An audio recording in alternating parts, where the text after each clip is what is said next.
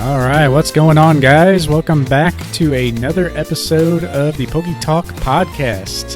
This is episode 4. We're going strong here. I'm here with Philip once again. How's it going? Hey, what's up? Not too bad, not too bad. I'm pretty stoked about today. We're recording in the morning, which is unusual. A little different setup for the day. Yeah, we got something going on in the afternoon, though, opening day, so we can't miss that. Got a lot of sports going on today. We got the Masters and opening day baseball, but right now we're talking about Pokemon. Yep. And episode 4. Just for the intro, we're going to kind of jump through this stuff pretty quick because we got a pretty heavy topic today. Our topic today and the main discussion is going to be passion versus addiction versus obsession, and how that relates to the Pokemon hobby, how it relates to our experience. We do want to preface that we're not therapists in any way. Our main discussion is going to be our personal experience, and we just kind of want to share our experience and kind of offer it as a conversation that you can take any information from it that you will. Just really would like to share our experience and kind of talk about it and how it related to our collecting specifically. Yeah, if it reaches one person, it was totally worth it as far as I'm concerned. And that's really what we're trying to offer is advice. Obviously, not therapeutic therapy or advice, but just general advice that maybe people can take some traits from, some characteristics from, and apply it to their own lives, and hopefully it might work. Yep. Yeah, and I think everyone kind of struggles with this to some extent, especially coming back into the hobby. So it's just going to be a really nice discussion and a pretty in-depth topic. This might be a little heavier episode than most other of our episodes to come, but that's what we like about this. We like sharing our experience and just diving into whatever helps people. So, all right. Well, for the news, we got some big news coming up here. Let's see. We got Pokemon Go. You want to just kind of touch on that real quick because we don't have too much information about that going forward yet. Yes, it's finally happened. Pokemon Go has finally announced Go Fest. It's a bit different this year than the previous Go Fest, which was 2019. That was in Chicago. This year in America, it's going to be in Seattle, but it's also going to be in Berlin and in Sapporo, Japan. Hopefully I'm pronouncing that one right. And like I said, we don't really know too much about it. We only know the dates. They haven't even announced the parks, although there's some speculation on which one it's going to be in Seattle already. And I think it's going to be a fun time. Hopefully there's more. There is exclusives because they are going to have a global event available to everyone who purchases a ticket in June. So I'm hoping that they do make some exclusives for these events. And just, it's all hypothetical, but I couldn't help but notice the Berlin Go Fest encompasses when the Pokemon Go Fest or the Pokemon Go set will release. So I'm pretty hyped for that. I really hope they're able to tie that in somehow with promos. That'd be cool. That'd be pretty cool. Maybe special promos. I know we'll see I'm something. Kind of hoping. Yeah, I'm hoping, fingers crossed, special promos like they were handing out the Professor with Pillow card in the St. Louis Safari Zone, and I was ended up getting like 20 of those. Yeah. I just went to every single entrance and be like, hey, can I have one? Can I have one? Can I have one? And I was just kindly was able to get from the one that you're only supposed to get to like 10 to 15, but between my girlfriend it was like 20. Yeah, and they had plenty to go around. Oh yeah, I just think it's cool. It's a memorable experience to keep from it. It's just one of those things where it's a card that's unique to me and probably will never be worth much, but is unique to me, and that's why it's important. That's why I collected them, and I hope that they tie in the promos for the Go Fest, and we'll see. I will be going to it, so that's all that we really know so far. Yeah. Oh, it'll be in for America. It'll be in Seattle, Washington during July 22nd to July 24th. Yeah, so not too far off. So no, not at all. Coming up just a few months. But yeah, that's all we really know. I'm sure we'll touch on this a little bit later once they announce more stuff. But yeah, some other news. We Some big have news. we have two pieces of like pretty big news. Which one you want to hop on first? Let's go hype on the Illustrator. I think that needs to be the next topic Yeah, or the so next news topic. a PSA 10 Illustrator has sold for what was it? Over 5 mil. It was like 5.285 or something like that. Yeah, go. Even after the WrestleMania, he was able to get his photo with the Guinness Book of World Records. Yep, none other So than that's pretty Logan neat. Paul himself, which Yeah. was so basically story goes there's been this Pikachu Illustrator going around. All of a sudden, pops up PSA 10. Nobody really knew who had it and whatnot. And in true Logan Paul fashion, he was going on WrestleMania, like national TV, prime time. Comes out with this Pikachu PSA 10 Illustrator around his neck, just like he did the BGS 10 Charizard back in one of his boxing matches. And yeah, I mean, the reach of this story has been pretty massive. That's kind of why it's more newsworthy. A lot of people are kind of sick about hearing about this illustrator over the last few days, but all in all, it really does some good stuff for the hobby. I mean, it was on prime time when he was announced. Like the announcer was like, "That's not a credential around his neck. That's the number one most expensive Pokemon card in the world," and even like announced how much he bought it for and that he broke a Guinness World Record. So, I mean, it was well documented. It wasn't like the boxing match where he just kind of walked out with it and nobody really capitalized on it. Like this Pikachu card was like front and center from his entrance. Like that's all everyone's been talking about. And of course, it got picked up by a lot of news outlets and everything. One thing that has been bugging me, though, I don't know if you've been seeing this, but a lot of people, when they report on this, obviously the headline is Logan Paul buys a $5 million, one of the rarest Pokemon cards ever. But they're reporting it as like it is the rarest card ever. And that's what I'm seeing in the hobby here lately. Like it's kind of bugging a lot of people or rubbing people the wrong way. There's at least like 12 plus cards that I can think of that are like just off the top of my head more rare, like more documented and officially more rare than the Pikachu Illustrator. Granted, not by much, but long story short, there was 39 copies of the Illustrator, and there's a handful of other cards that are documented to only have like 20 or less, and even the Pikachu like trophy cards less than that. But that's the only thing that's been bugging a lot of people in the hobby who've been around a while. But I mean, that's a minor thought. Pikachu Illustrator gets the spotlight. It's one of the most recognizable cards, even though there's other cards like more rare, like that gets all the spotlight. It's kind of like Charizard and Pikachu in the TCG. So it is what it is. Overall, sets a good tone for the hobby, gets the exposure out there even farther, tells people who came in 2020 like, hey, Pokemon is still crazy to talk about. Check this out.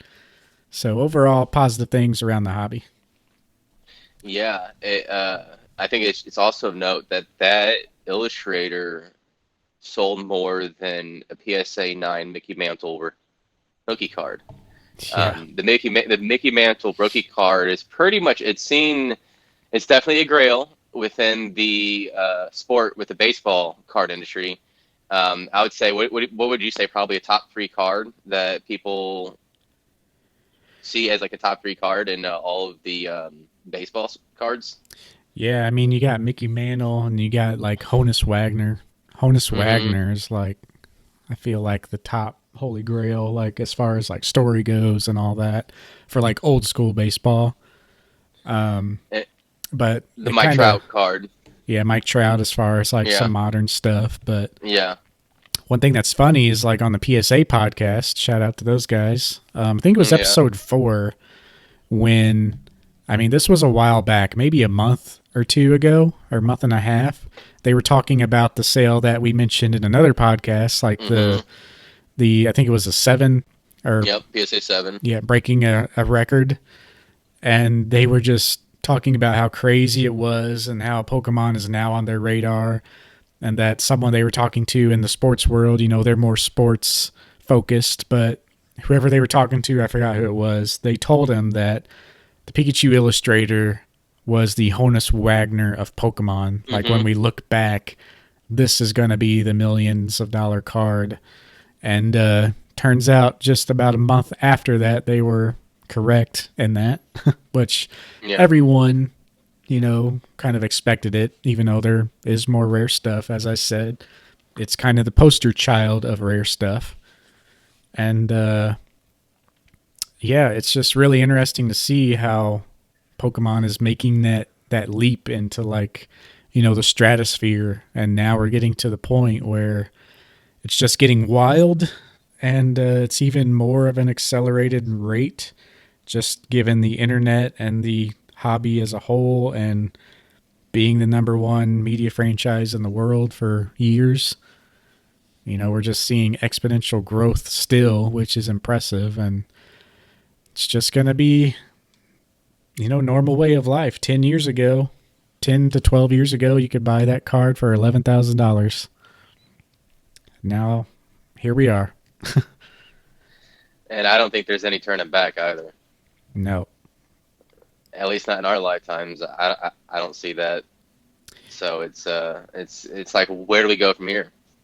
If you just Where think of where like, I'm sorry, go ahead. well, I was just gonna say, like, where's the sky is the limit, Um, Yeah, and my thing is, if you just look at these older collectors in coins and baseball cards, like the amount of people spending millions and having millions of dollars in collections, that's going to be us one day. We are such a young hobby. Even the most like elite people in the hobby like are in their lower 30s. So it's like still so much like capital and so much gain to come. We just really, our spending power for the hobby is just so low, and we're just now reaching the point where like the uber famous people in our age group, such as Logan Paul, are just getting, access to these, and more people every single day are going to be millionaires, and the money's going to keep flooding in, and it's going to blow up like a balloon. And yeah, there's no signs in stopping, that's for sure. so the next thing we were going to discuss is the CGC tool, the CGC population tool that just released yesterday morning. And I'll say this thing is, I mean, it really seems like a work of art the way it's designed. Honestly, it's incredibly user friendly. They have it to where it's so you go to the TCG Pop tool, and they have it broken down by era with CGC. And not only do they have it broken down by era, but they even have an example from each era. It is an amazing informational tool. It is a powerful informational tool for this hobby, I mean, for the graded part of the hobby. Um, and it is very user friendly. They have it broken down by how many uh, for each sub tiers, or each half grade, I should say. And within that, you can even see what the subgrades are within each half grade. Yeah, that's really Uh, nice. yeah, and it is concise. Like, you go into the era, it's upon release, um, which is fantastic if you are aware of the history in the era. So you're like, oh, I know this set became before this set, so that should be for us. So okay, okay, just go scroll down and find another set that came after that, and Yeah. boom, you're there. It's I'll say it kicks PSA's pop tool out of the park, Yeah. 100%. And I haven't dug into it too much because, I mean, I was kind of busy last couple days, but I'm going to really dig into it this weekend. And yeah, just from what you've sent and what I've kind of glanced over quickly, I mean, it looks really good. I feel like PSA is more set up in a way where like people can, it's really hard to find cards if you kind of know what you're looking for, but they kind of set it up in a way where it's more like, I don't know, it's just weird. It's like kind of beginner user friendly, but then it's like not, because like they just want to be so precise in like the name of the card, the number of the card. But like CGC is set up where just if you have a little bit of knowledge, like it's set up way better. Yeah. And I think that's more the way to go, because I mean, if you're looking up the pop reports, I mean, you should be into the hobby a little bit to know what you're looking at.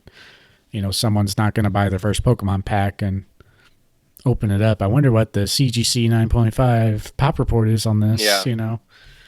But yeah, it looks really good, and excited to do some deep dive on some information.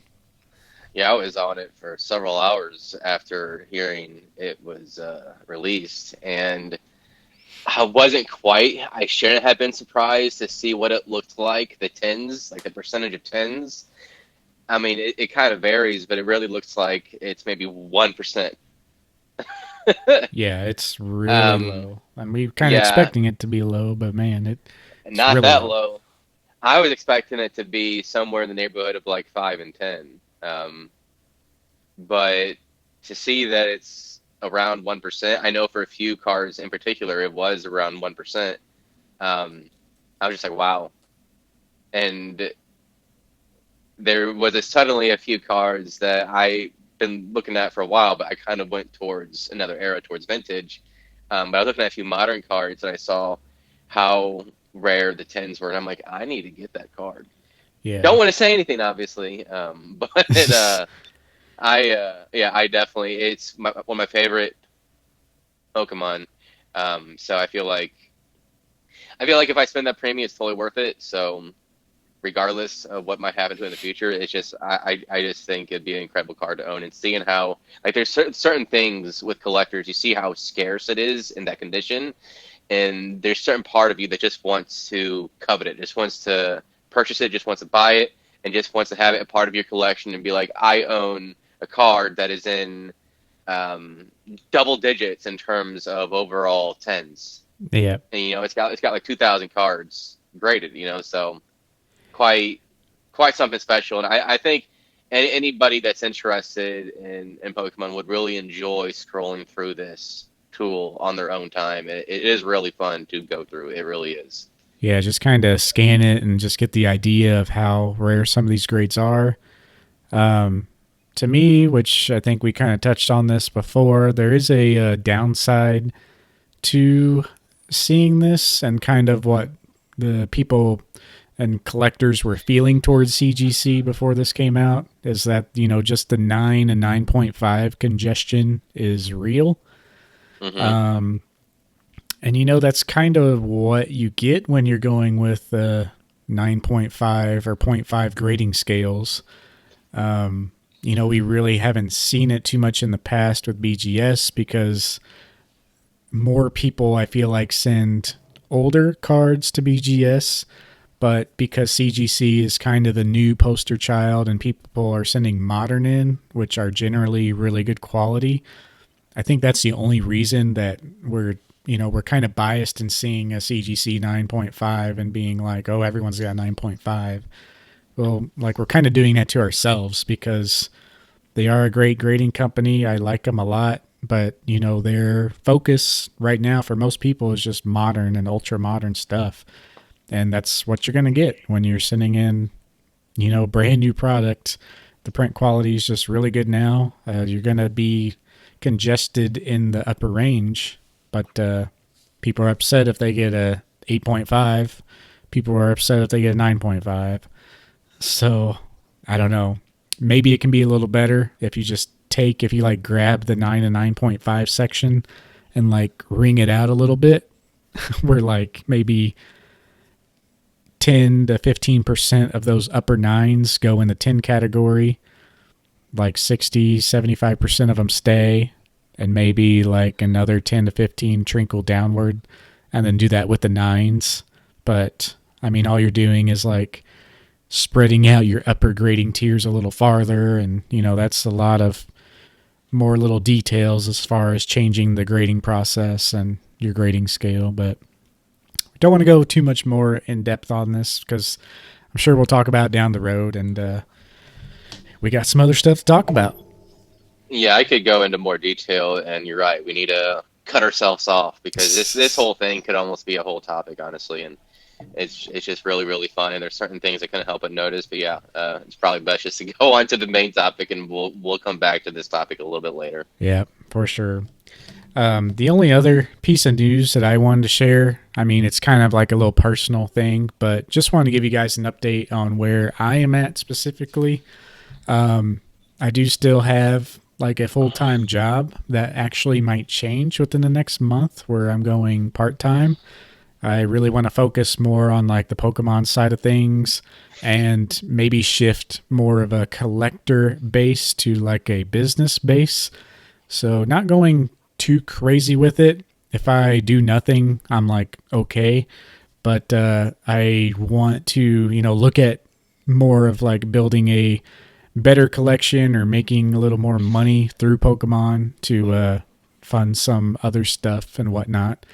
So I'll keep you posted on that. Which most of that will only be on like my personal YouTube. I don't know if I'll really go in much detail about it to the podcast, but if you hear me talking more about sales and whatnot, you can like understand, I've kind of had this shift right about this point. Should be about a month out. So it'll be interesting just kind of seeing how my ideas shift as we go. And then some of those ideas might influence some topics on the podcast. So I just wanted to make everybody aware of that, and should be an interesting time. So, we ready for the old main topic? The main topic. So there's a few things I think we should begin with before we start, especially when we're dealing with the definitions and disparities between passion, addiction, obsession. And there is a fine line between all these. As you continue, like your passion can become an obsession, and then an obsession can become an addiction. And You can flip flop back and forth too.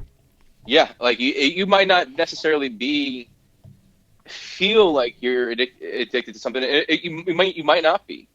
Um, but you can have periods where you're highly obsessive, but then you have times where you're able to be away from that hobby or that task or whatever.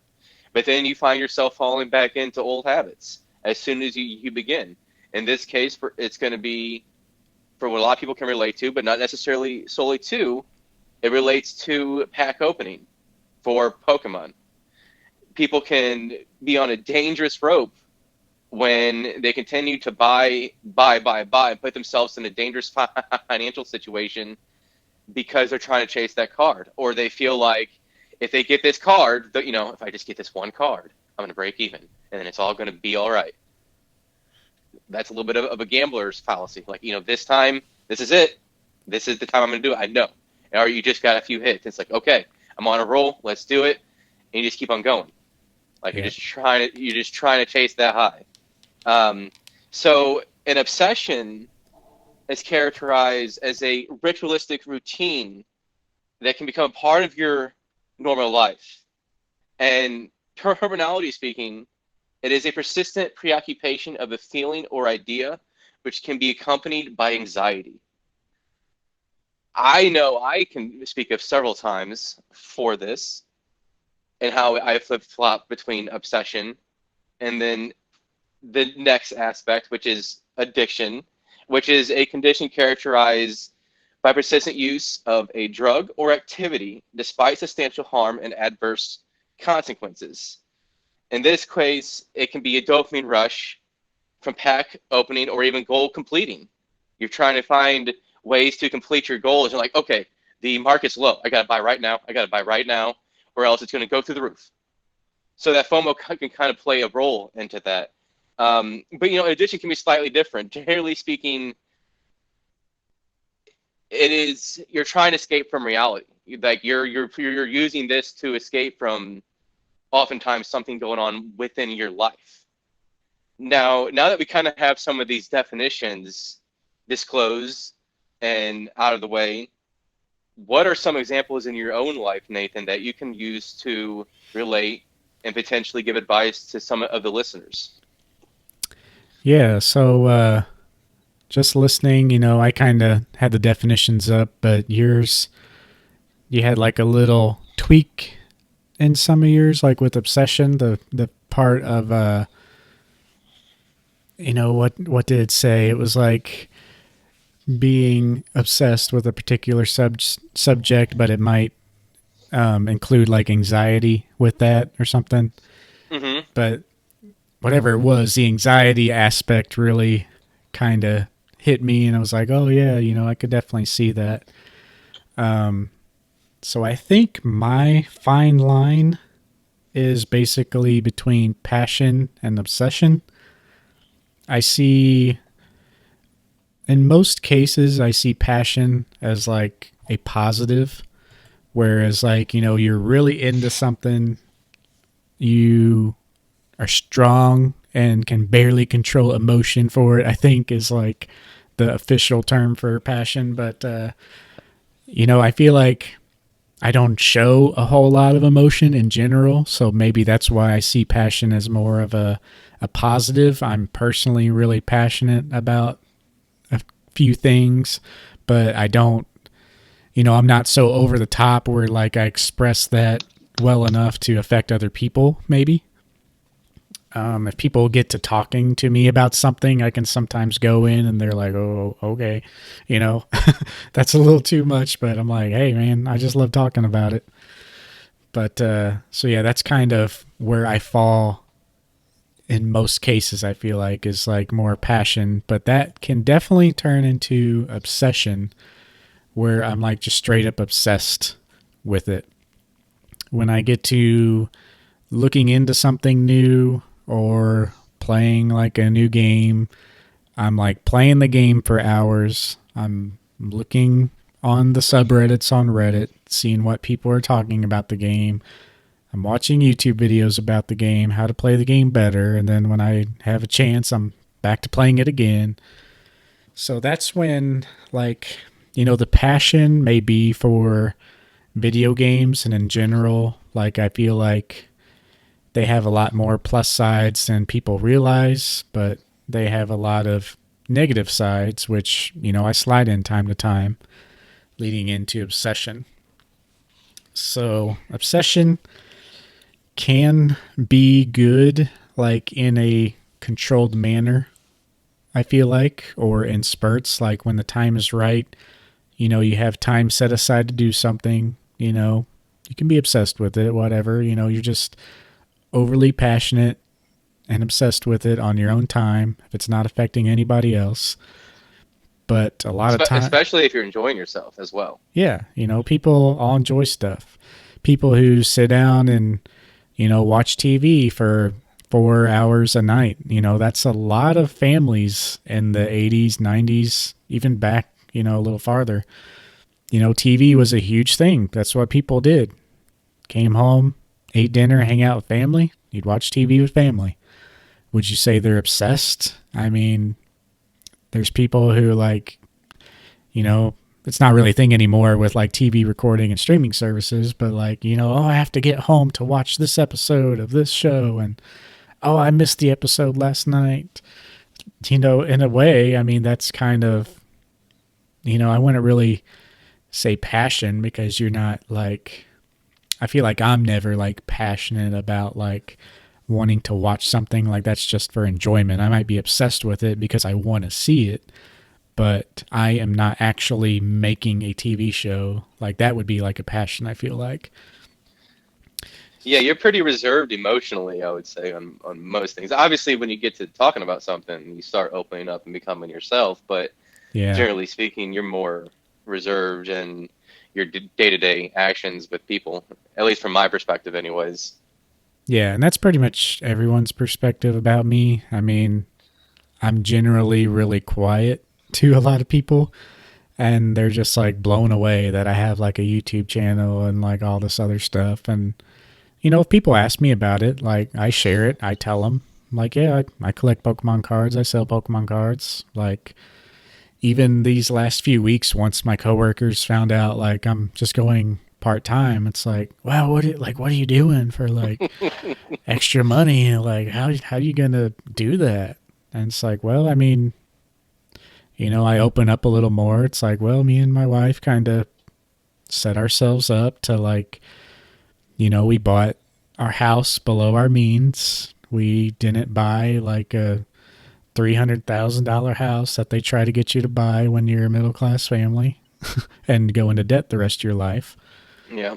We knew we were gonna do this. We planned, and they're like, "Oh my god, that's just crazy! Like, I could never do that with all my bills." And they're just like blown away that I had been silently working on this for like 2 years. I'm like, well, you never really asked to see what I'm up to, so I'm one of those people like I don't know. I just kind of go about my own way, and if people are interested, then I give them my all. Like, kind of like you were first coming back into Pokemon. Like, we went over the years, like, not really talking that much or just kind of chiming in here and there. But then, like, when you actually, like, were genuinely interested in, like, me and my knowledge and for Pokemon, like, I'm happy to help you out. So that's just kind of how I am with, like, everything. Just generally reserved, but really not in a weird way if you're willing to like take the time to like get to know me and stuff like that. But there are things, obviously, you have passion with Pokemon. I mean, that's pretty clear. And I know a few other things you're passionate about. But what are some situations where that passion went from being an enjoyable passion to an obsession that was starting to become adversive to your daily activities? Yeah, so a lot of my other passions outside of Pokemon, which Pokemon did actually become a problem, so I guess I'll start with that one. And it was with Pokemon Go.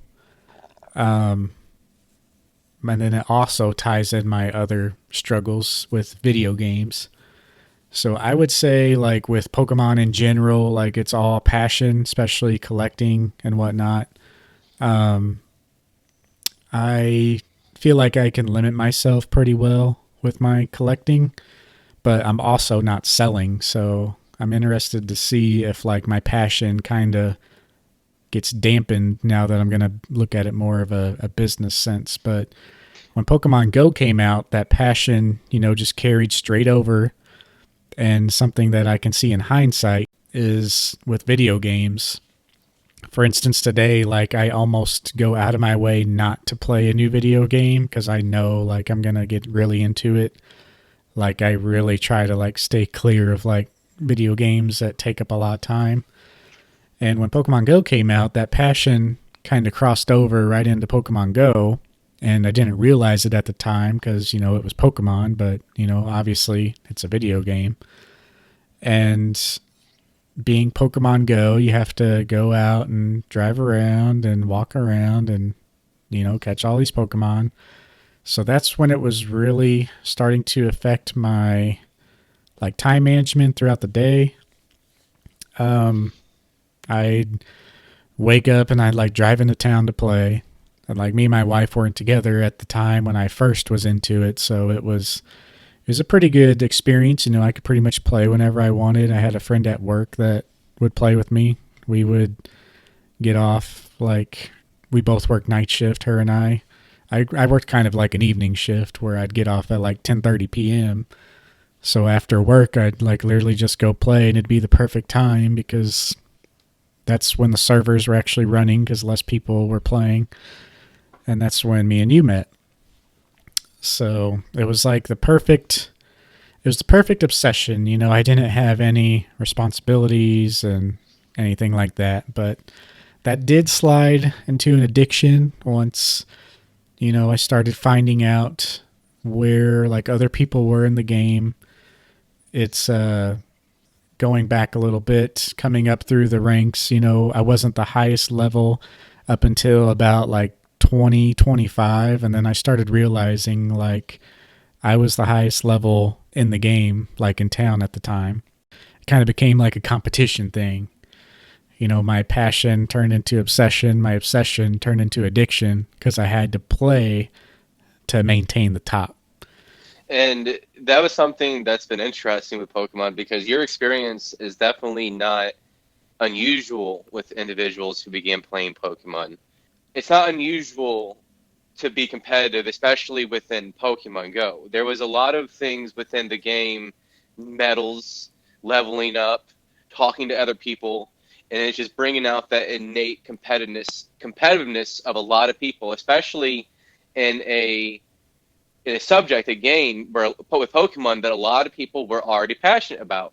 So you have this real world applicability um, of Pokemon with the AR, Uh huh. and it's kind of like it brings that, I don't want to say kid in you, but it brings the youth in you, that competitive edge, and if you're not careful, you can maybe get a little too competitive, but it's definitely what your experience definitely a lot of people can relate to.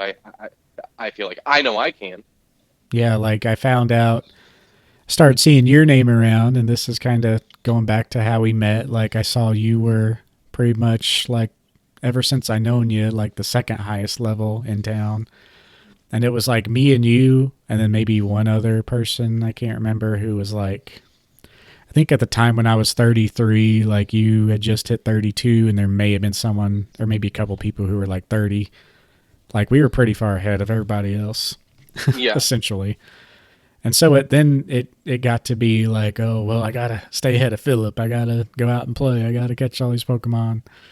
So eventually, though, it like, I stepped back and I was like, I just need to like take a break, and I don't really care about being the top guy anymore. Like I don't want to maintain this. It was getting like winter months. I'm like I don't want to be out there in the cold.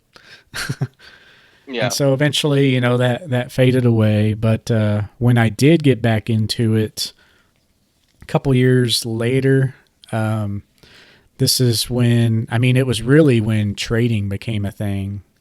Trading became a thing and all that, and I was still kind of hesitant to get back into it for about a couple weeks, maybe up to a month. But yeah, I eventually got back into it. I think I was like level 34, maybe 35 still, and I got 40 very quickly. I got 40 before some people who like were kind of casually playing but like never stopped playing, that I started to notice. Like I was just full on back into it. Um, I eventually quit again just to kind of stop myself once again because I was like, all right, this is worse than the first time. I'm just doing it, like spending all this gas money and driving around town just to play this game. Um, but yeah, I got myself up to 100 mil XP pretty quick. I mean, I was like grinding that summer, and I was actually with my girlfriend at the time, who became my wife, and that was challenging, kind of to balance that. We didn't have a kid at the time; she was in school still, so it wasn't as bad as some cases. But like on days we'd be off, I'd be like, well, I gotta go, there's this event going on, and gotta get all this XP, gotta catch these special Pokemon, it's a one time event, blah blah blah. And that was kind of the downfall to me. Like every week there's a new event, new shinies. It just got to be too much. So Pokemon Go kind of made it easy for me, but I feel like the problem with me was more so like the video game addiction side. And this is going back, I've always been into video games, but going back when I was in high school, neat little fact that a lot of people don't know about me. Um, I was actually number one in the world for Gears of War 2 Guardian playlist. Guardian's a game type within Gears of War. So a lot of people don't really know that about me. It's just kind of a weird random fact. Nothing really special about it other than I played a lot. But yeah, to be number one in the world in something, that was a pretty interesting experience. So that's kind of where a lot of it stems from. Is like I know I have that drive. I know what's possible if I stick to it. And in a way, it's helped me many ways throughout my life, but it's also held me back a lot in life. Like with Pokemon Go, it's like I know I can be more dedicated than 99% of people and just go all out, but it's not a good thing in some situations. Yeah, what were some things that you've used to break from your obsessions? I think you've kind of hinted at a little bit. Like you said, you stopped playing, which, sometimes removing yourself from whatever hobby or game you're in is the best thing to do, especially if you think you just can't control yourself if it's in front of you. But what were some things that you found were effective in simmering some of the obsessions and being able to take your mental focus from those aspects back to either your other passions or hobbies or just to your daily life activities? Yeah, so I mean, there's nothing really that broke, up until the second time around with Pokemon Go. Back in the Gears of War days, I mean, that's just all I did. I'd go to school, we'd play like Ultimate Frisbee after school, and at night we'd play Gears of War. And Gears of War came out like, and especially in the cold months, like I have it printed out somewhere, but I was ranked number one from like either October or November all the way through April. Um, and so back then, I mean, it was really just playing so much to where I'd literally get burned out. And normally I would get burned out a lot quicker in like a video game. So like it's really dangerous. I was just kind of like, well, I'm addicted. I'm just going to go all out and be obsessed with it for a couple weeks. And then eventually I get my fix in enough to where like I can just back down a little bit. But with Gears of War, I mean, it was really hard back then because we always had a team of 5 people. It was everybody. Like it was me, my close friend who was in the same grade as me, like 3 other people who we were in high school with. All played as a team, and we were all really good. And I think I think at one point, like I was number one. We had a friend that was number three, and 2 other friends who were like top 20, and then our other guy was like top 200, and we were all on the same team every single night. Like you can just imagine how fun that is. It's like going back to the old school Xbox 360 days and just playing games with your friends every night. Like I really wish we would have like recorded some of that stuff or something, because we have a few montages here and there, but just the fun we were having every night, it was just unreal. Had no responsibilities other than like going to school. So See, back, I was just gonna say, see, your some of your experiences in terms of obsession and maybe short term, addiction, quote unquote, they were you were able to control them. Some of your obsessions, it was like self controlled. You have great self control to be able to realize where you're at, what's going on, and take yourself out of that. And I think some people can relate, yeah, but what were some other things that you have decided to do when you felt like you couldn't get when I out of it? couldn't get out, yeah. Yeah. Yeah, in a lot of situations like that, like I'm aware, but I'm also aware that I'll eventually be out of it and over it. So I just like let it happen. But in some situations, like you're asking about, where like I feel stuck, um, well, the main one I think about is Pokemon Go the second time around. Because, like I said, that summer when I got back into it, my drive was like, I got to reach 40 as fast as possible. These casuals are getting 40, and I need to get 40.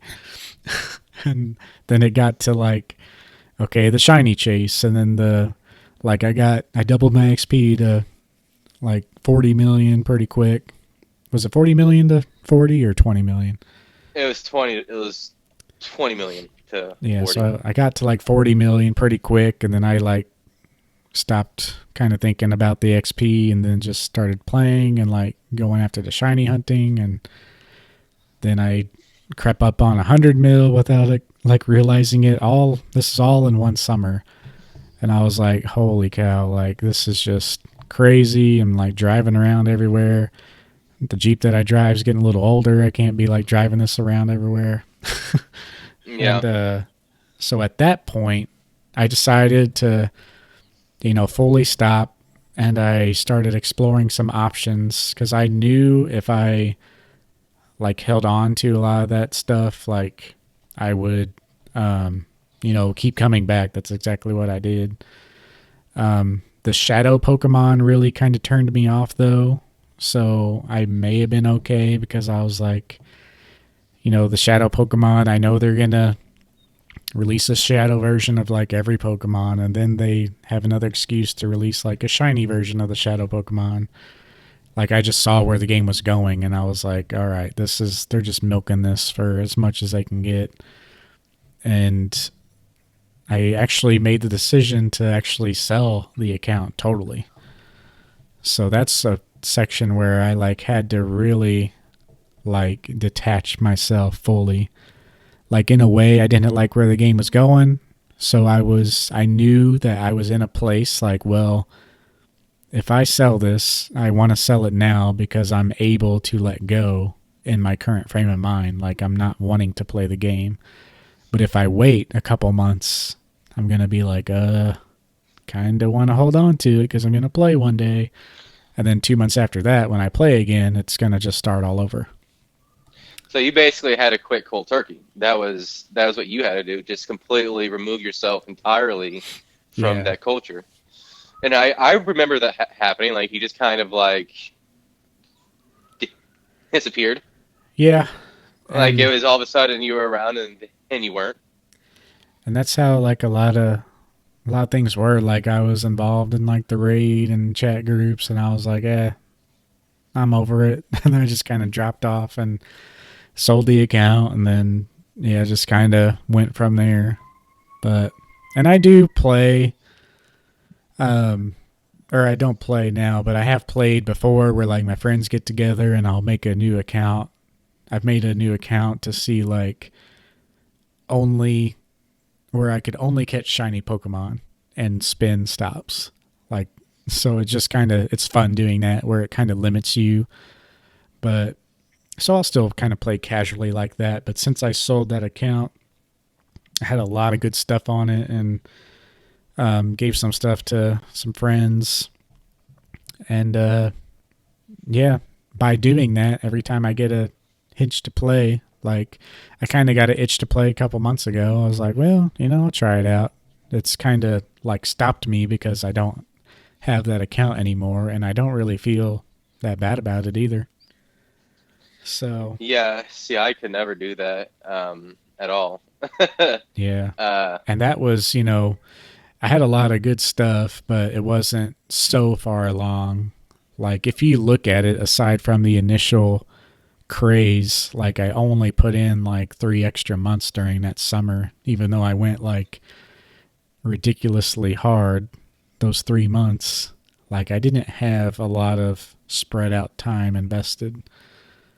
And I did take a very long break in between those. So it wasn't like I was tied to this since the beginning, even though it was my main account. But you see, you have great self-awareness and recognizing potential issues, understanding yourself, and knowing how your more negative aspects of your personality can become detrimental to you. And you plan accordingly.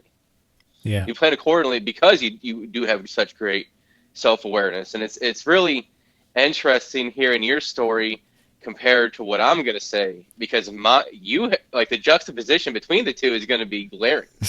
Um, I did have because one more mine thing I want to touch on okay, here in a minute, though. yeah, you're good. I was just going to say yours is the healthy way of doing things, and when we get to mine, it's going to be the unhealthy way. But yeah, go ahead and finish what you were going to say. So I was just going to say one last thing. Yeah, I am kind of self aware with the stuff, but I'm aware of how much I can get by with it as well. which is not a not the most healthy thing. Like, sure, it's a healthy way of going about it, knowing the problem, but I'm also finding ways to navigate the problem. It's like, well, I have this problem, but it's okay if I can do this. And, you know, so it's not the most perfect way to do it. Like, the only other thing I was going to add on is my current situation. I've been playing Lost Ark, which is like a big MMO. I got sucked into the MMO life. For the last 2 months, I've been pretty much like obsessed with that, still actively playing it. And this week is the first week that I felt like not so attached where I gotta play in my free time. Like, like we said, opening day in baseball and the Masters golf tournament is happening right now. And I'm going to just chill probably the rest of the day and watch those as I edit this and, kind of go from there. Whereas, like last week, even, I would just ignore that and like just play the game and like edit when like my wife was doing something else or like the baby was sleeping, just to like cram it in there somewhere so I could play. So it is a struggle, and I did kind of limit myself these last couple months because like when the wife and baby go to sleep, I can play late at night.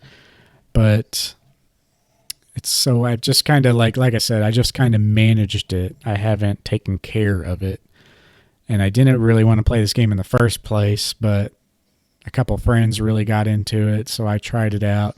And so I got to see firsthand over the last couple months how this spiral happens. So every couple of years something happens where I'm like, yeah, I mean, I see the spiral coming, and then it happens, and then I manage it, and then eventually I get either burned out or tired of it or move on to something else. And a lot of that something else is Pokemon. Like, I'll be super passionate, super dedicated to Pokemon. I'll like find a new game like Lost Ark, get into it, like no life it for a while, and then I'll creep back into Pokemon. Pokemon is like the buffer in between everything. So that's Like kind a of reset. yeah, and that's kind of what I want to focus on more of here in the next couple months when I make that job change, is like really limit myself to excess noise and just keep Pokemon as like a constant. Because like when I get into Pokemon, it's not as bad as like these spurts of other things, but it's more consistent. So it's more manageable because I do it over time. So just want to kind of focus more on a business aspect and like content aspect. I want to put more time into like, the podcast, making posts and thumbnails and maybe videos about some hobby education and all that. And I want to put my passion to good use and not let it become more of an addiction with some of these other things. But Yeah, like you're using your passion to really make content and give advice to the community, where there's a lot of individuals who are newer that could really use more knowledge from somebody that's been around the block for a while.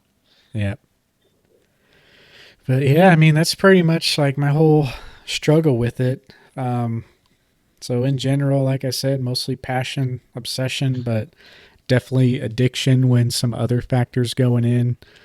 I think the biggest thing for me is when that passion and addiction collide, and a lot of that through my life has happened like with competition.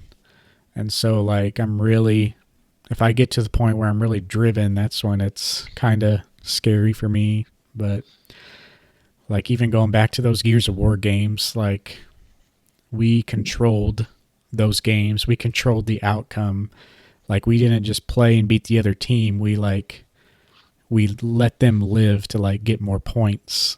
Like I don't know, if I get into that mode where I'm like controlling the situation and like I realize I have that power, like it's pretty dangerous addiction esque in that point in time.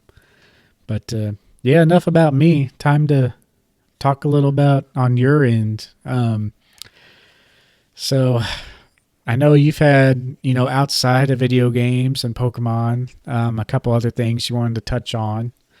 Um, One thing I didn't really know is kind of where you wanted to start with all that. So, if you want to kind of give like a little layout of your experience, and then I could maybe kind of ask you some stuff on that, and then we I can think the touch on best that. way to, honestly, I think the best way to understand is we're going to kind of start um, around the beginning. That's probably the best way to go ahead and start. And the easiest thing to, so I've always had obsessive slash addictive personality. It's been around for a long time since I can remember. If it was, I remember as a kid, it was often games that I would often find myself playing for 15 hours in a day. Yes, you heard that, 15 hours in a day. And I was able to play that long because I was prescribed Adderall from a young kid.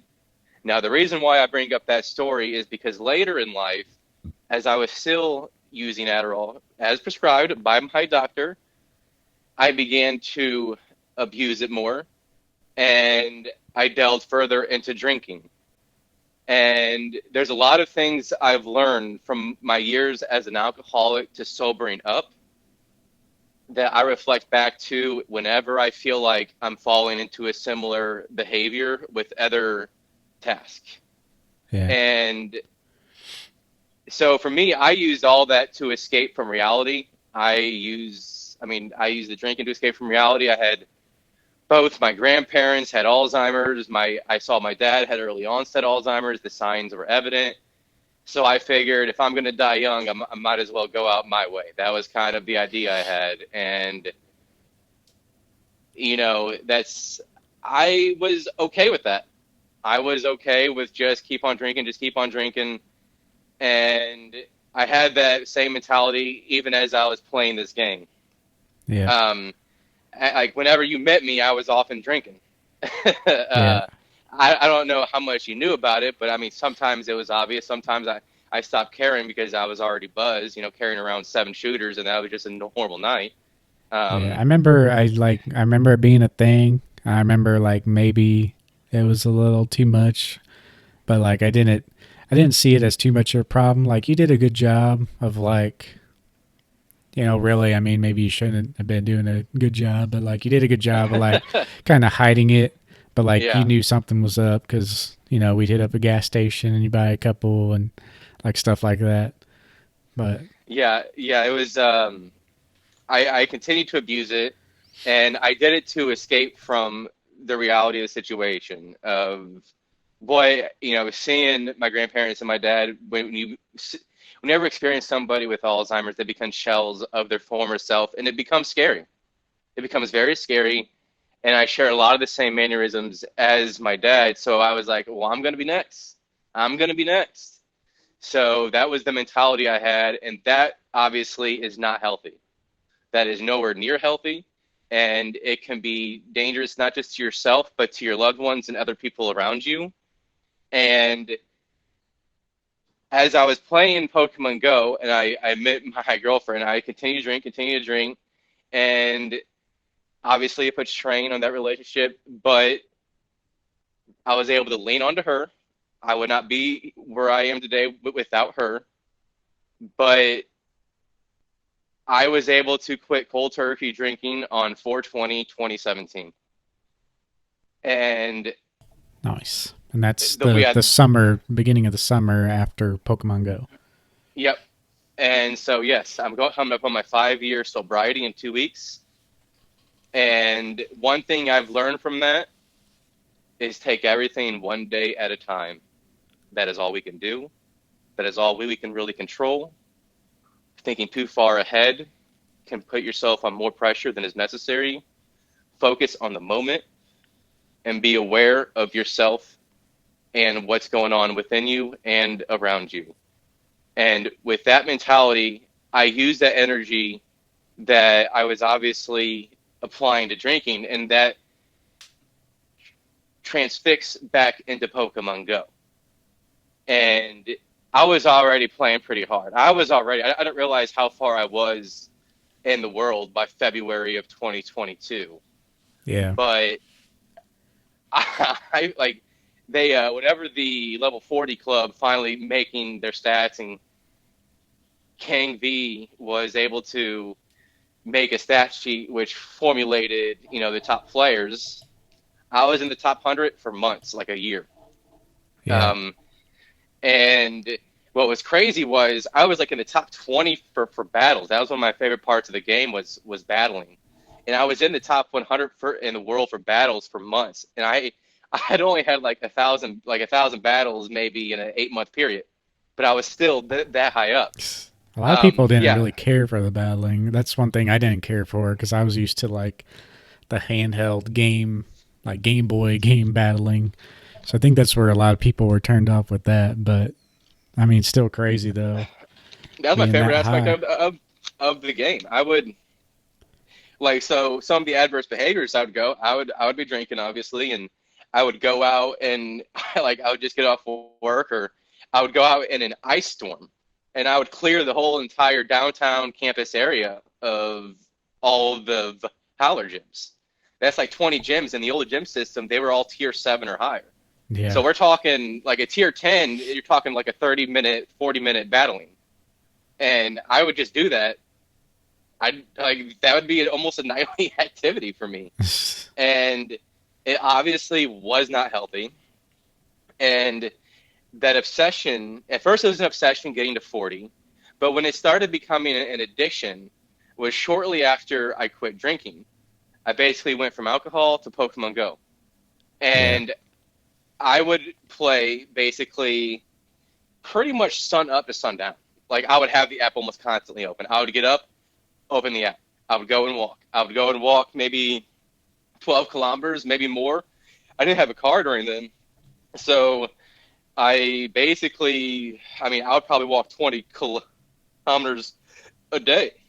Um, I mean, I don't walk anywhere near as much as I have a car now. So, Yeah. but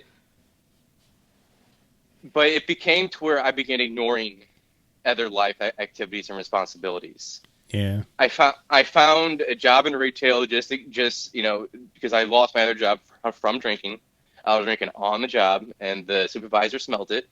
Um, but I was able to focus onto Pokemon Go as a way to escape from reality. And some of the things that I ignored were, well, one is I worked at a job that wasn't necessarily that great, but allowed me to play Pokemon Go pretty much a good portion of the time I was on the clock. Yeah. And the other life responsibilities I was ignoring was, so I didn't have a car, so I had to arrange to go up to St. Louis to see my dad. Well, there were times where it was becoming too much for even he to bear, and I would just play the game, even when there was opportunities where I could have gone up to see him, and that's obviously very unhealthy. Where Yeah. and then it became to a point where I only pretty much talked to and communicated with individuals from or who only played Pokemon. Like that was everybody in my social circle. If you didn't play Pokemon, I kind of stopped talking to you. Yeah. That's kind of why we kind of went on hiatus. Like, we talked even the first get together, like with Pokemon Go, we would kind of talk a little bit about other stuff. Like, I was trying to get you into Pokemon card collecting, and then I was Yeah, trying to get you to check out the actual games because that's one thing that helped me too. Is like I kind of went back and played. I think it was Sun and Moon, or I was playing X and Y pretty heavily, but then like Sun and Moon came out, and I was like, dude, I mean, I know you like the games and all, but you should try, the Game Boy versions. They're a lot more in depth for like the end game and all that. But there's no stopping you at that moment. yeah. I mean, it was always one goal after another. At first, once I hit 40, it was like let's say to 100 million XP, and I had 100 million XP shortly after. I think it was January of 2018 is when I hit 100 million XP. But then I hit 200 million XP that same year. And at one point, I was also top 100 in the world for XP. because that became my drive, like 100 million XP, 200 million XP, 300 million XP, 400 million XP. It was a never-ending goal. And then it was like, okay, XP and gyms. Let's get all the gyms within my walking distance, because I still didn't have a car in 2017, and that's when there's the gym revamp where you could have gold gym badges. And I got everything within my walking distance, which was like 80 gyms. And then I had to find a new goal, and that went towards the XP. And then eventually it went from the XP goal to the shiny goal. Yeah. That was like in 2018, basically shortly after trading became available.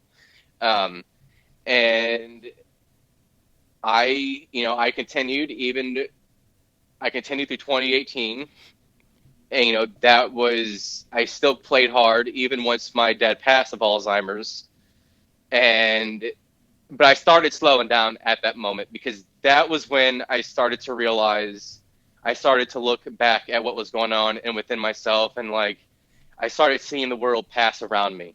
Like, you look up from your phone and the world is just passing you by, Yeah. and you start to wonder, what is going on with me?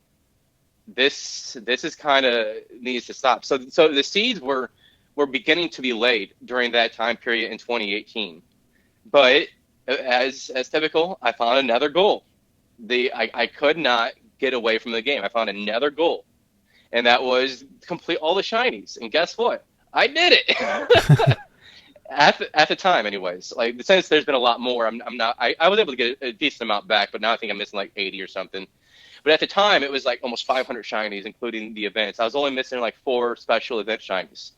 I was able to heal and deal to make trades. But yeah, but then once that happened, and I quit my crappy retail job to focus on myself and bettering myself, and started teaching myself more things with IT that I could use for other jobs. And I started playing less and less in October of 2019. And then the pandemic happened. And I played a little bit. But then that's when I was able to finally, and that a little bit after that, it was like May, when I got my car. Suddenly I got passionate about photography. I was able to finally break it. I was able to break myself from Pokemon Go and become passionate about photography with a lot of the stuff that was going on at that time.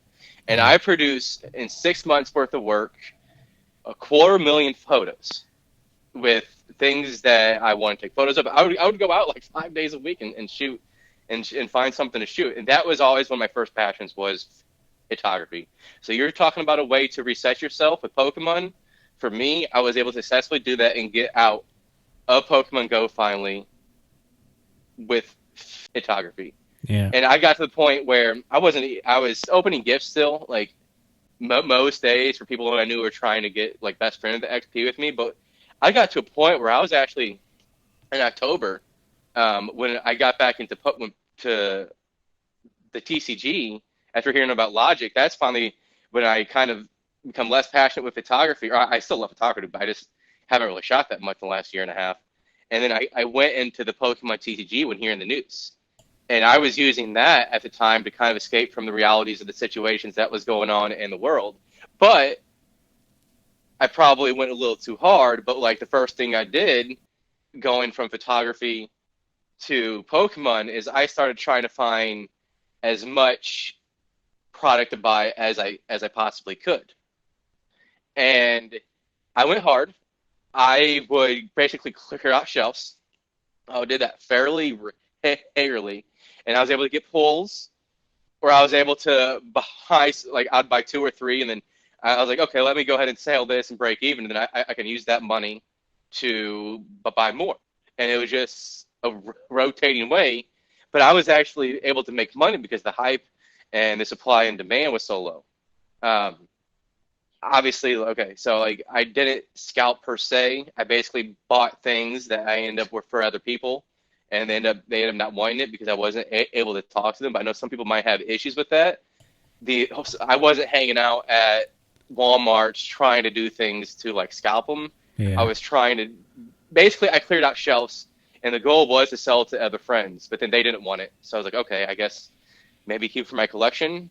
I kept a bunch of stuff from evolutions that I've sold out all in the 25th anniversary when I realized I went out of modern and I went into vintage. Um, Yeah, and all in but all, I mean, everyone was doing some form of it. Like if you walked into Walmart and you saw a product at that time, like everyone was buying it because I mean it just made sense. It's really no if you find it, one's yeah, yes, really no one's specific fault for the production problems. It's just what the hobby became. But yeah. yeah, But I kind of was when so I went from the photography that I was very passionate about um, to the Pokemon TCG, and I was passionate about it, but it quickly became an obsession. And that obsession was I wouldn't just go to stores here within our own city. I would go to adjacent cities and buy them out. Because again, I miss the or I beat the hype by just a small enough window to clear out everything for almost about a month before it started becoming unreal. And because I was working part time, I went from full time to part time, and I stayed part time until, or I was like doing several odd jobs, but it was technically part time from like a W-2 standpoint. So mm-hmm. I had a lot of time to be able to buy product more like during the day. Like they say they stock it. Like I remember I was in one of the neighboring cities. They stocked it at 10 a.m. I was there at 10:30, cleared them out. Just got completely lucky, and it happened several times. And but it got to the point where it was definitely an obsession, like every single day, trying to see when the stores would hit. I would circle all three Walmarts in our town, and I would do this several times a day, not just a week, but a day. Yeah, and you were new to And the hobby, and like you weren't able to like experience product on the shelves normally like before then. Very limited. So I mean, you just wanted to like open and enjoy the hobby and find stuff, but that was the struggle with 2020. There's so many newer people collecting. It just was a bad situation for a while, and hopefully we won't be seeing that in the near future. yeah, and so whenever I was still able to make money from it. So it was, so yes, I was spending a lot of time, but I was also making money. But it really was just me spending a lot of money within my hobby. That's all the money went back into the hobby, pretty much. I would make it, I would go right back into the hobby, um, and I started spending a little too much. Like I was making my money, but I was starting to practice bad and what they call bad investing habits, using credit to buy more than you could afford at the time. But I always made my money, but that's also very risky. Yeah. Don't advise anybody to do that at all. That was very, very risky what I did, but it ended up working out for me. I took a chance on myself and the market, and I was right. But I would not do that. Do not do what I did at all. I remember there was But people like even well-known YouTubers, and I actually kind of got a little hate from it. There was one specific YouTuber who was pretty well off, and he actually was involved with some like third-party grading and all that. Um, he had a video where he was literally, this is peak hype, peak like brand new people watching his content. He was literally telling people like how to start a business with it and everything, which is fine, even though this guy had his business for quite a while before. He was literally telling people to like increase their capital, apply for credit cards, buy stuff that way.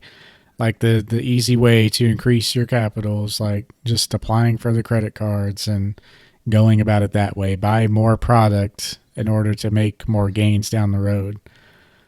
And yeah, in a way, I mean, that's what some companies do on a normal growing scale. But like, if you're talking about peak Pokemon hype, everyone was so unsure if this was going to continue to happen. Maybe he thought it was.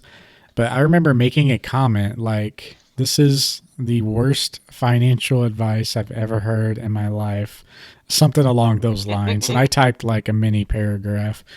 And a few people jumped on there and was like, yeah, I mean, this is ridiculous. And then a couple other people were like, well, you're not going to be making as much money or something like that. It was like, it wasn't a neutral topic. Like you had people passionate about it in one way and the other.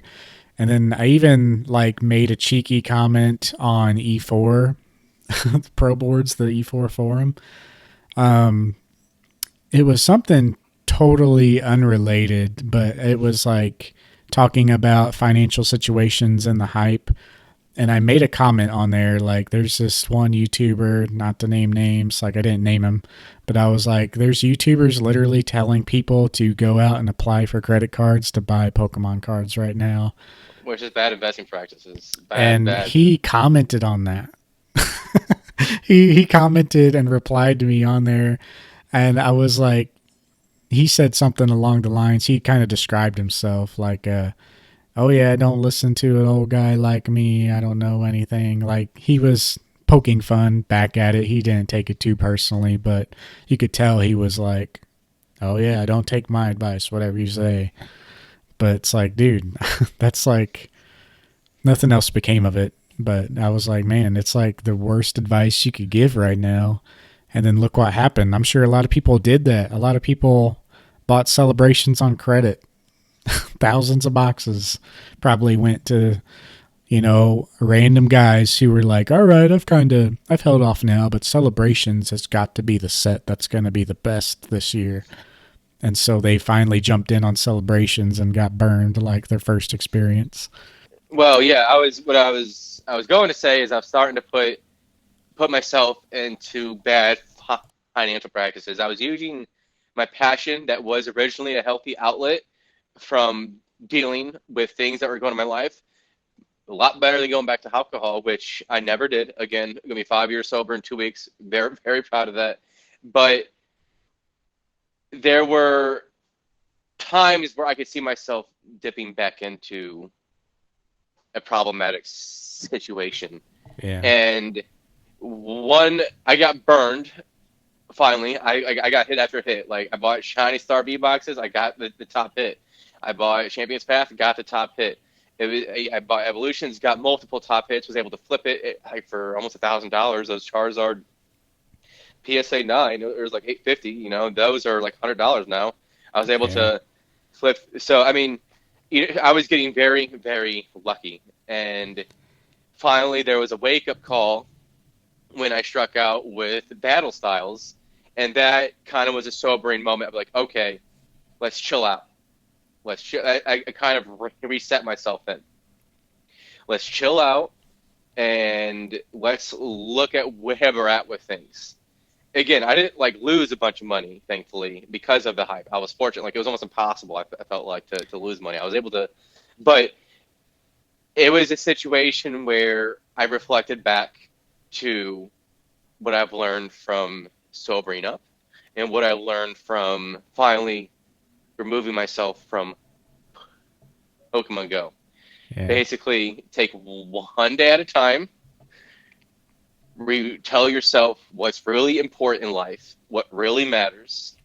That at the end of the day, this is a hobby. It's fun. We all love it. But there are more important matters that come first. Real life things that come first.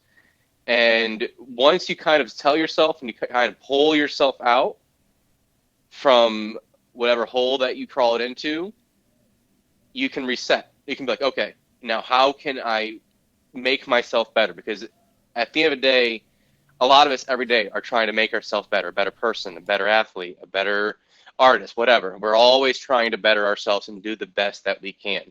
Sometimes you have to remind yourself daily these very things to keep yourself from falling into bad habits.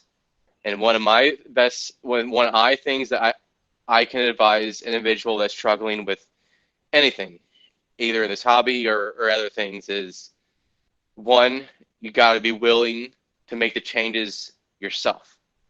Two, you got to be willing to seek help from other people when it's offered and when you know it's needed. And when you can recognize those issues within yourself and your habits, that's a great start to be able to pull yourself back from a potentially very negative situation. And I know sometimes it's hard. Like I know a lot of people like they get sealed product and they're like, I can't keep it open. I can't keep it open. You know what? That's fine. If you get one box, and you can't keep it open, and you want to open it, and that's fine. That's what enjoying the hobby is for. It's when you begin buying box after box, booster box after box, hoping you hit that chase card to break even or make your money. And then you find out, oh, because the market now people are seeing because of all the modern product that it falls. The cards fall. They might come back up because of the demand short term, but you'll see it plateau again with a lot of that modern product whenever they get another reprint or restock or whatever. And a lot of it's realized is slow down. If you slow down, sometimes you're going so fast, you're not looking at what's around you. You're getting like this tunnel vision. Yeah. But if you're able to slow down, remove yourself, almost like step outside yourself, and look at the situation, you can make a lot of changes and you can prevent yourself from falling into some of the habits, some of the bad habits that I have fallen into and a lot of other people have as well. Yeah, and everybody But wants to open the newest set and all that. Like, it's normal to feel that way. yeah, But if you're not experiencing that addiction or that need to open, like, you can step back and realize that this has been a thing since the very beginning. Sets are most expensive when they first release. They're kind of hard to get because everybody wants to open them.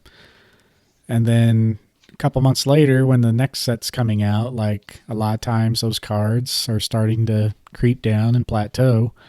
Like, the best time to buy cards, well, the best way to buy cards is to buy singles, obviously, which I don't think a lot of people will argue with. Like, you're only buying packs and boxes for the enjoyment of actually opening and getting that surprise.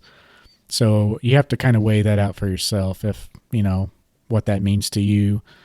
You will be, over the long run, like with your case, Philip, spending more money. Of course, you might get lucky, you might get some crazy stuff, but in general, you're going to lose going that route.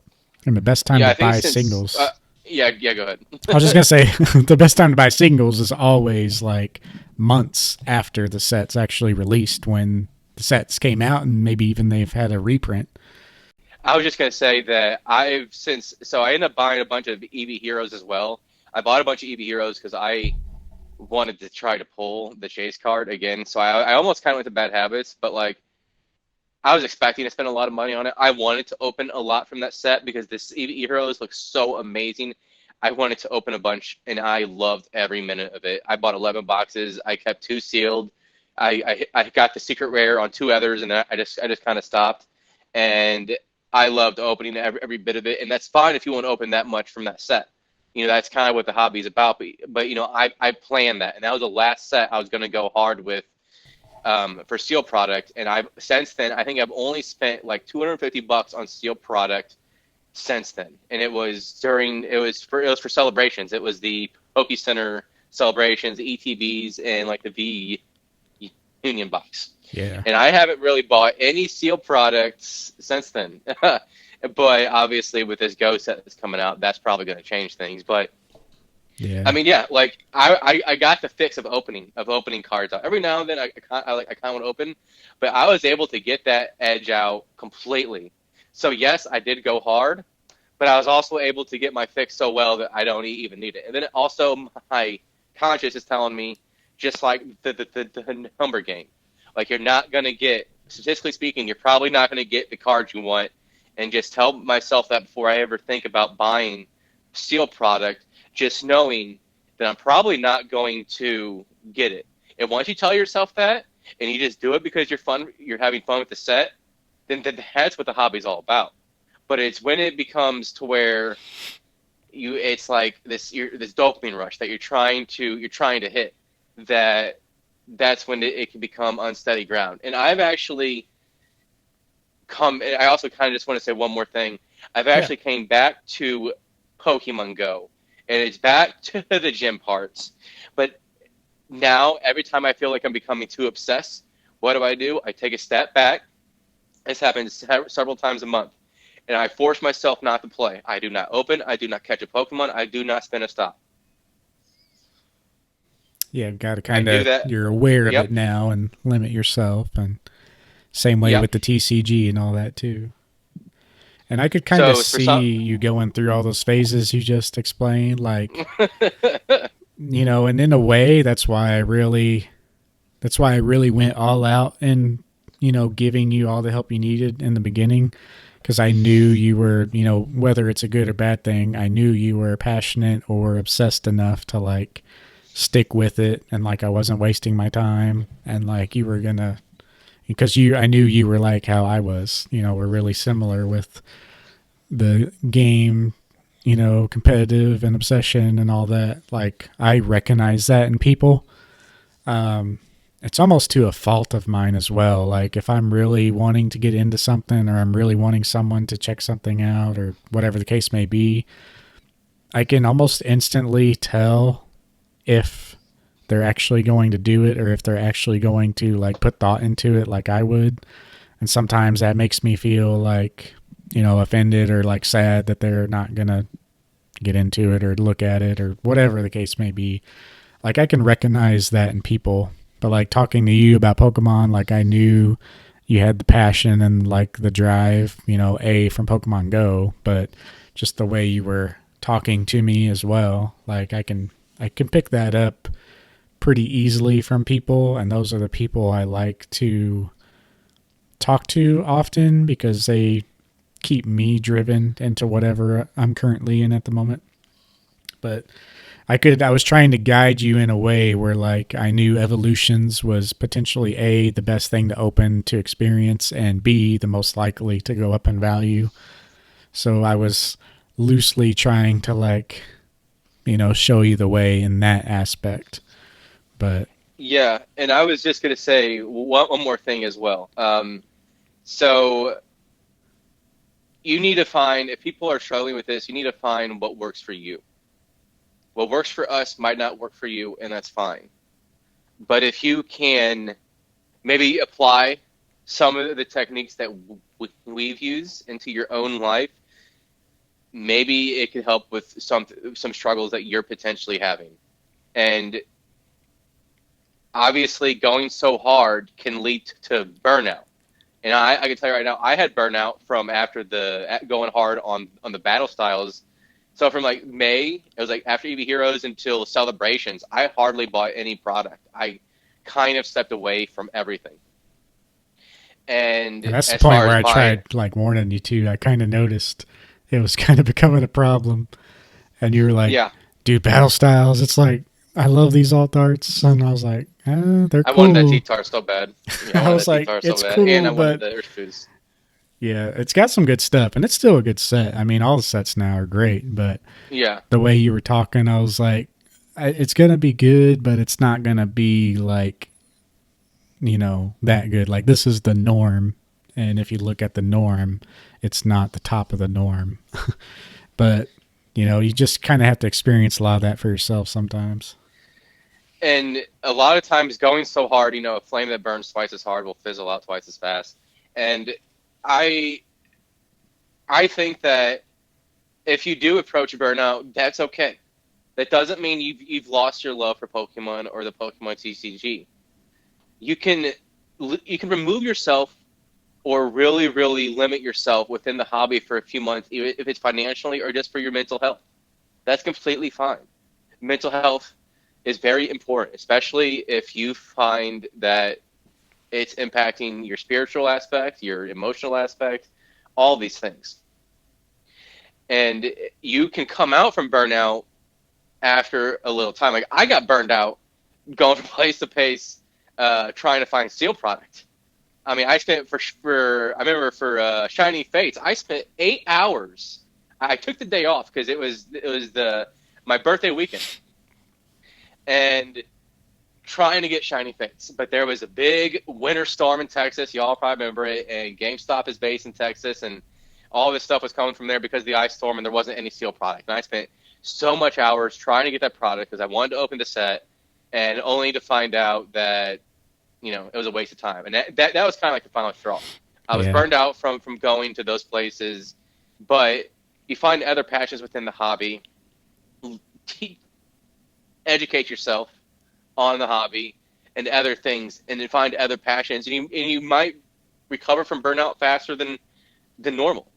And finally, one other thing I wanted to say was I cannot preach this enough, but just take anytime you're having struggles with anything, not just Pokemon, just remember one day at a time. We can only do what we can do. Yep. The biggest thing that helps for me is like I have many interests, and a lot of the interests aren't as big as Pokemon, but like I'll be obsessed with one at a time, rotating.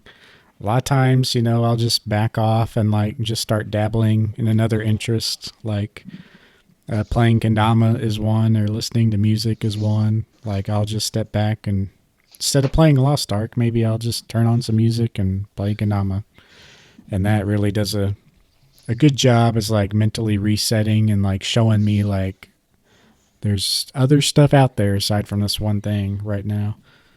So Yeah, resetting is very important. We've kind of come to realize through this conversation, isn't it? Being yeah, able to step back to square one is important. yeah, for sure. Well, man, pretty good main topic there. I know. Once I guess we can wrap it up and say like, once again, we're not therapists or anything. This is Yeah, just yeah. our experience. So once again, I guess, I sound like a broken record. And one more thing, from the Jackie Chan Adventures, and one more thing. And one more Um, thing, Jackie, Jackie. you're messing it.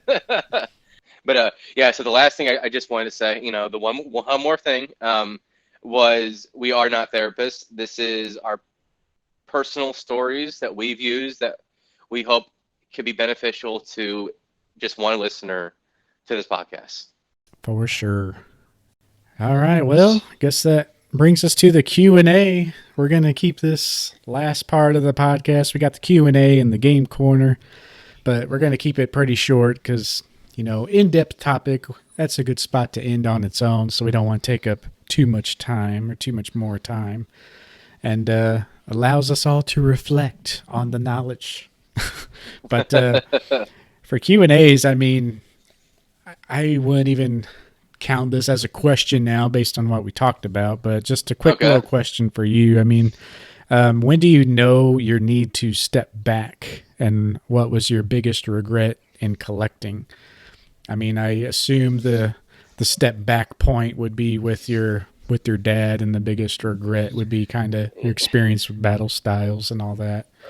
Um, Yeah, for me, I was starting to become aware. Like, yeah, with my dad and his Alzheimer's, I knew it was bad, but he never like one thing. Even whenever it was getting bad, he never like he always recognized who I was. Which for a lot of people with Alzheimer's, that's actually huge. The fact that he was able to still recognize that says a lot. Um, but kind of like towards the end there, whenever he did pass, that was a very sombering moment. And obviously, I played to like that's how I was able to escape from reality. But so that it kind of crept was, up on you, and then it was there, and yeah, then you're like, oh shit, that that was the wake up call. That was the first wake up call and the beginning of the end for me playing Pokemon Go hardcore. I still play dedicated, but like hardcore, and like usually there's something that there's a moment where that there's like a sombering moment that happens that it just triggers something in your mind, and you take a step back and you realize it. But the most important thing is always try to be self aware, or maybe not too self aware, but like every so often, maybe just once a day, take a look. If you're thinking about you're worried about your situation, take a step back and look at what's going on. yeah, If you feel like also if you have a lot of anxiety that's being stemming from this, you need to think about what it's doing to your mental health and take a step back that way. You usually like hopefully you know it when it happens. It's not like any one thing. You just know it when it happens. But the important thing I've learned going forward is being self-aware of my situation always. So being if knowing that which is the crossing limit, the tipping point of when I've stepped over the line from a passion obsession to addiction. And thankfully, like when I came back, I put parameters on myself, like strict guidelines and how I was going to play, and I've stuck to them. Yeah. and that's very important. Yeah, And nowadays I'm gonna have to really limit myself for the games, especially. Like I already kind of do that, but I mean, I let myself slip sometimes and just go because maybe I'm not like you know doing anything in the next few months or whatever. But I just need to limit myself more of actually initiating it. But one of the points for me was like, Gears of War 2 days, we really didn't have any responsibilities to like trigger anything. We were just in high school and whatnot. So I eventually just burned out.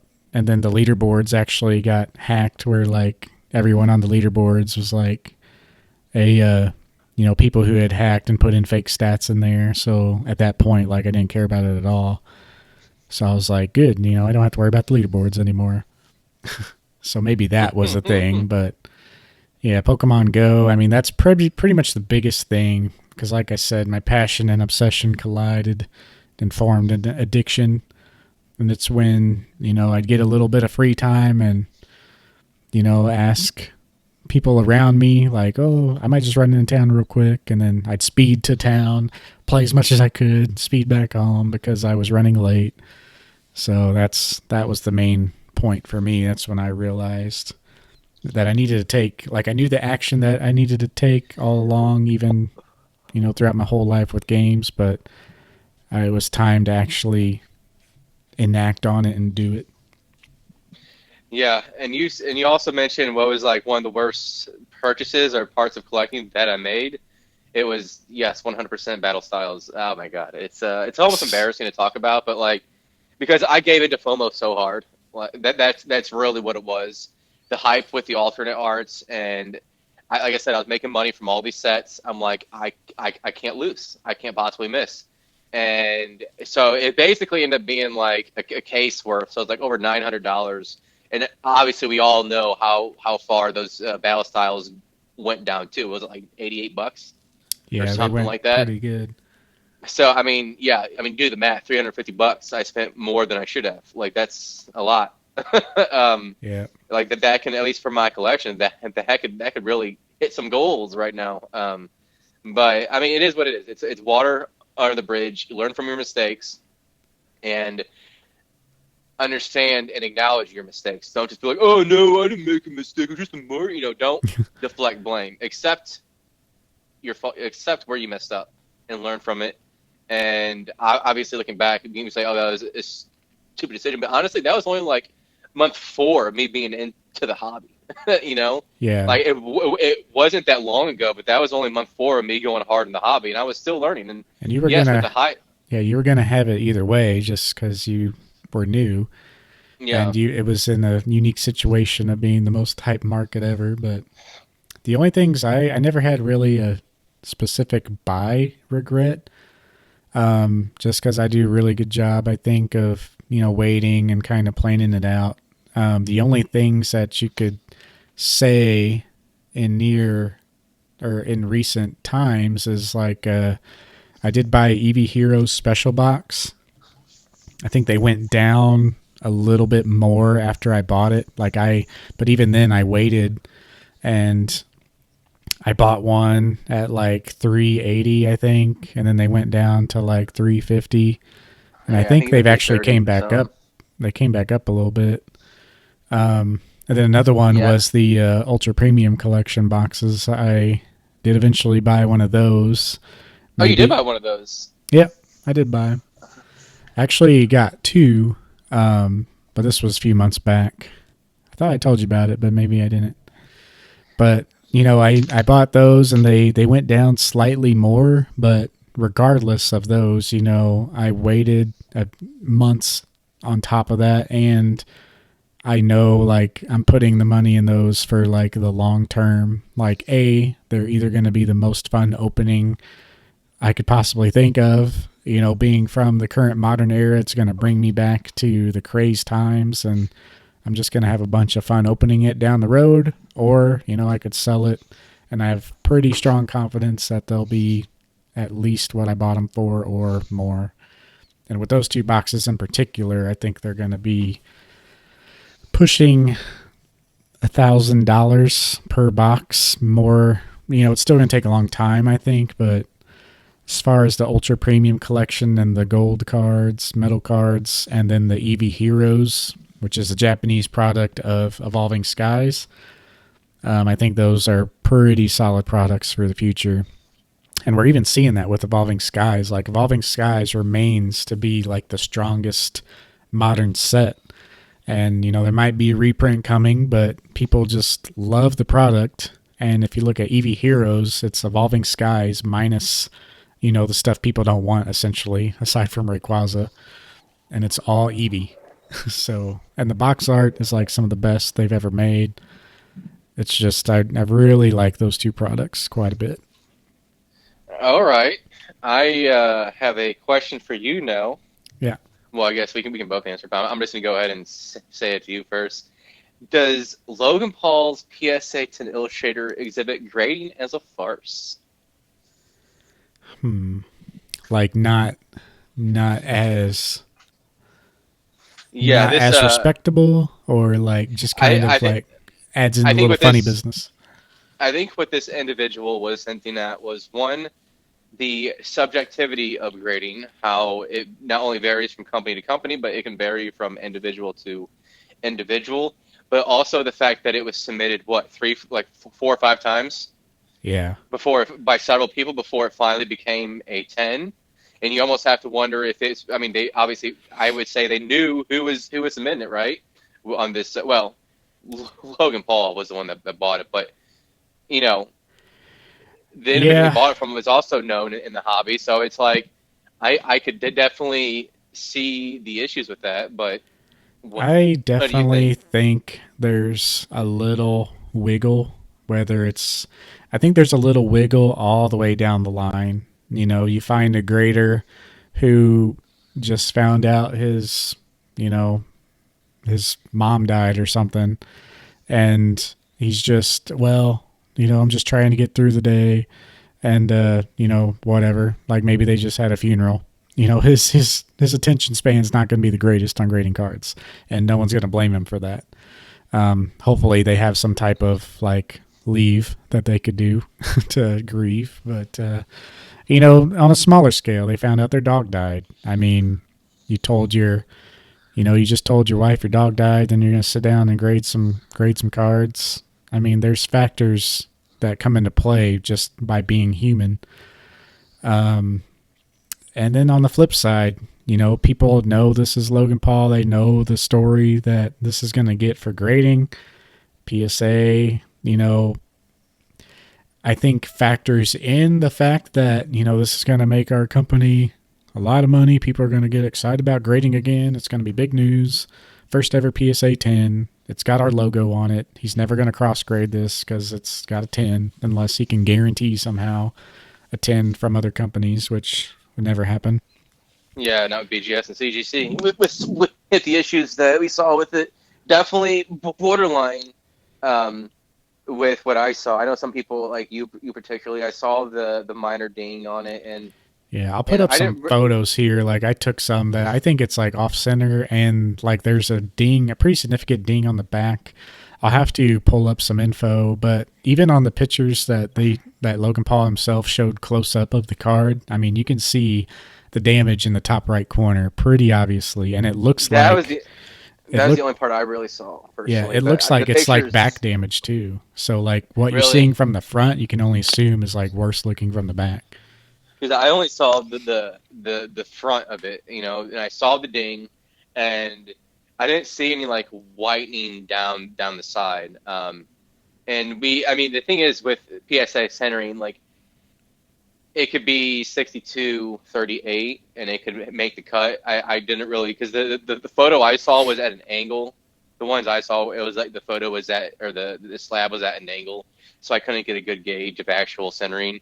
Yeah. Um, but yeah, I mean, like I understand people find it questionable, and they're right to do so. Um, and I think at the end of the day, this just kind of reinforces it's like one, collect what you think is a mint card. If you think that you have to go to CGC or BGS to get that quality, then sure. or if you think you can stick with PSA and just inspect every card, because it doesn't really make me change enough to where like, well, I'm not going to keep buying PSA slabs, but it Yeah. definitely makes you stop and think. I think if you don't like stop and like and look around and like what's going on, because the fact that I've submitted so many times, resubmitted so many times just to get that 10, and you almost have to wonder if like, I mean, I guess it's got to be like a more experienced grader, you would think, grading it, right? Because it's, you know, Yeah, at that level, I mean, it gets moved up in tiers. Like it's not the normal like guys, like a but lot of the Pokemon, I say a lot of the Pokemon are probably graded by some of your newer employees, and that's why some of the inconsistency is there because of their value isn't quite there. But I would assume that they're like they obviously knew it's an illustrator, so it's already worth hundreds of thousands of dollars yeah, without even giving it a close inspection. it definitely gets moved up the line, and I'm not gonna like say that this is what happened, but it definitely Yeah, yeah, moves up the line to higher up people who are more likely to be friends with influencers and people like more likely to have conversations with people like Logan Paul. This is basically the issue. yeah. So I I definitely think mean, it's a thing. How much it affects it, I mean, it might shed a little light on it, but I think it's always been a thing. They're kind of changing their grading scale ever so slightly too. So there's just too many factors for it not to be a thing. How much this had a play on it, and it's hard to say. But yeah, yeah. I mean, I'm not going to stop. It's not going to make me stop buying PSA slabs, but I understand it might turn even more people away from PSA. I know CGC had some people have some issues with CGC. One of the issues in particular, I'm not going to mention because it'll add more time. I disagree personally, but like I think again, it's just what I've said this before in another episode. It's about what reaffirms what you believe is a 10 or a 9. And yeah, I think that's where you should go. And if you think you would rather try to find your own 10 by scouring eBay and all that and Instagram and trying to find the copy that you want and you don't need to send it in, you're good with that, then that's all that matters. Like some people don't like, I mean, we have a friend that doesn't like buying slabs at all. It's strictly raw. And we can get into a whole segment with that about raw versus graded and what when you might want to do one or the other or why like the preference between the two. It varies from collector to collector. mm-hmm. Well, that's pretty much it for our Q&As, I think. Unless you got anything else to add on there. That's it. Yeah, so that brings us to the game corner, something we do at the end of every episode to kind of wrap things up. We go off a game or a theme where we try to change it up a little bit week to week, but essentially it's like a little gaming activity. This week it's going to be flavor text where we explain or read a flavor text off of a Pokemon card and we try to guess that Pokemon. It would be pretty hard to guess the card specifically because Yeah. it changes even Pokemon of the same type. But yeah, let's try this out, see how it goes. I picked one that it's kind of easy, but I mean, granted, all the Pokemon there's quite a bit out there, and maybe we could limit it by which gen it is or what type of Pokemon it is if we're having too much trouble. Yeah, it But took me a little bit to try to find one because not every card has it. I was looking in, for example, at Skyridge, and I didn't see any on those. yeah, a lot So of a lot of cards like that, and even old EXs don't have it just because like yeah, other stuff but the takes newer cards off. do. Yeah, a lot of the newer and like commons and Hmm. uncommons, and then like Yeah. even the older stuff. But you want to go first? Yep. Okay. So it becomes depressed if it is not near kind-hearted people. It's able to float in the air without moving its wings. Huh. So I'm thinking maybe a sad Pokemon with wings. Hmm. You need a hint. Is it a normal type No, it's not. or a fairy type? Yes, it is. I'm thinking like a Togekiss. Is that your final guess? I don't know. The reason I'm thinking Togekiss is like he's got wings, but I don't think I've ever seen him flap wings, and he's like a happy Pokemon. Yeah, I would say Togekiss, and you could just tell me like no, and I can guess again, but It is Togekiss. not a Togekiss. It is not a Yeah, Togekiss. so it's a fairy type. Yeah, give me one hint. It's from Neo Destiny. Hmm. So what type was it in Neo Destiny? Because it wasn't a fairy back then, right? Or is See, it psychic? it's a fairy now. Is it?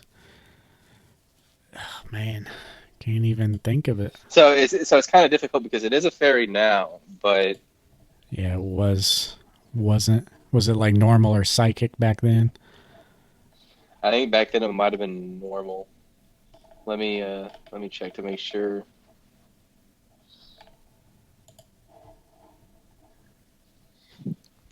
Say, let me go back to Neo Destiny and think. I mean, is there Yeah, it a is. It was normal for uh for Neo Destiny. It was normal. So that was misleading because now it's considered fairy, gotcha? but not So kind of anymore. the same lines. Is it a Togetic? Yes, it is. Oh, so I was on the right track. You were like I almost thought you meant Togetic instead of Togekiss because Togekiss doesn't really have any wings. It's like a I mean I don't know if you'd call it. I mean they're like flaps. It's like a big old mantine, right? Yeah, it's like an airplane, like fixed wings. So that's why. But I feel like Togetic. I just pulled up the card here now. Yeah, his wings are more prominent where they actually look like wings. But yeah, that's a good card there. All right, second Yeah. So attempt, what? not too bad. Yeah. So also we didn't quite say this in the beginning, but the flavor text, if you're not familiar, it's like the text at the bottom of the card, a decent amount of cards that's describing the Pokemon. It actually took me a little bit to find one because some of the ones from the earlier cards are very obvious. I know. I was looking at that It was too. yeah. Yeah, I like didn't some of realize the they. I didn't. Blastoise is like the two cannons on the back of its shell. It's like okay, Yeah, I almost did like light Arcanine. It was like this Chinese Pokemon is it's breathes a flame wheel or whatever, and then when it nice. takes too long to know what that is. So All right, ready for mine? I'm ready for yours. All right. It freezes its prey with its stare. If you should encounter one, remember not to look in its eyes. Is that Alakazam? Is that your final answer? um, Stares into his eyes. Oh, that'd be Hypno. It freezes its prey. Freezes prey by staring into its eyes.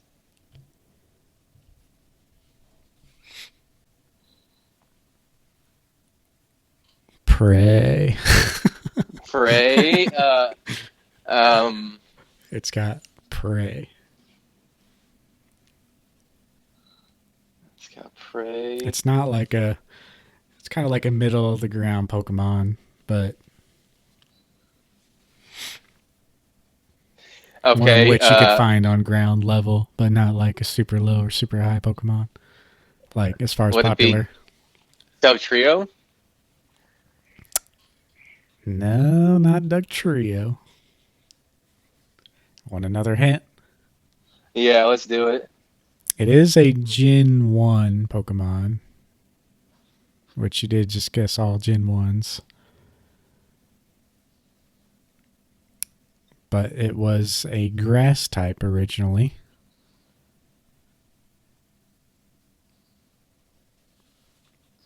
What changed from grass? Might find it as poison type. It wouldn't be Venusaur, would it? No.